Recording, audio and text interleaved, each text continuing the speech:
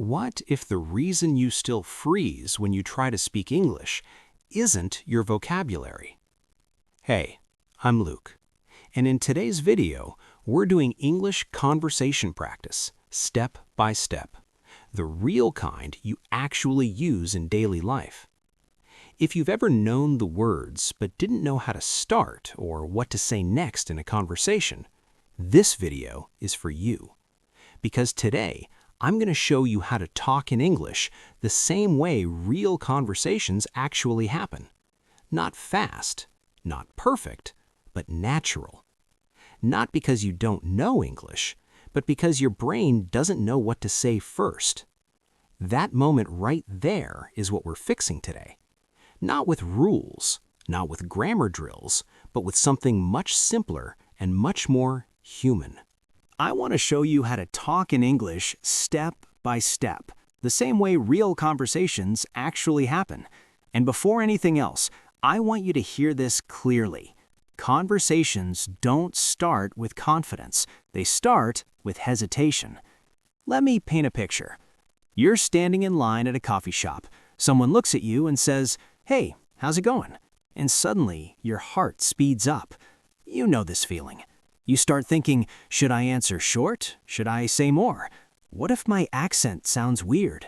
What if I say something wrong? So you panic and say, fine. And that's it. Conversation over. But here's something most people never tell you. Good conversations are built in tiny steps, not perfect sentences. So today, we're going to slow this down and walk through those steps together, exactly like real life. The first step is simple but powerful. You don't answer to be correct, you answer to connect. When someone says, "Hey, how's it going?" they're not testing your English, they're opening a door. And the biggest mistake beginners make is trying to answer correctly instead of answering like a human. So instead of just saying, fine, you add one small human detail. I'm good, just a bit tired today. That's it. It's simple, it's real, and now the conversation has space to breathe.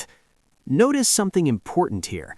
I didn't say something complicated. I didn't say, I am extremely fatigued due to my daily routine. Nobody talks like that. Real English sounds like a bit tired, kinda busy. Not bad, honestly. Small phrases, soft edges.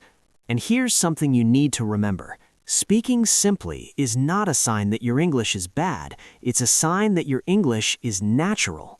Now imagine the other person responds and says, "Yeah, long day?" This brings us to the second step. You don't try to impress, you react. Your job is not to show how much English you know. Your job is to respond like a real person would. So you say, "Yeah, it really was." And then you pause. That pause matters. Native speakers pause all the time. Silence doesn't mean you failed. Silence is part of conversation. Then you add one small detail. Meetings all day. That's enough. Now the other person has something to react to. They might say, "Oh, wow, that's rough."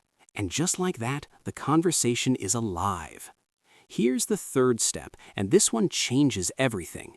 You share a little, not everything. A lot of beginners think they need to say a lot to sound fluent. That's not true. Fluency is about length. Fluency is about flow. So let's say someone asks you, "What do you usually do after work?" You don't need a long explanation. You don't need perfect grammar. You just need something real. "Honestly, I usually just go home, eat something, and relax." That word, honestly, is doing a lot of work here. It makes your English sound natural, it makes you sound human, and it gives you time to think. Now, I want to pause here and share something personal.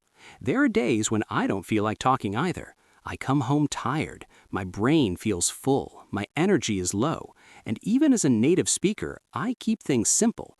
Real life isn't a movie, and if you feel tired when you speak English, that doesn't mean you're bad at it. It means you're human. Now, let's move to the step that unlocks real conversations. After you answer, you gently throw the ball back. You don't ask complicated questions, you don't overthink it, you just say something small. "What about you?" And you? How about you?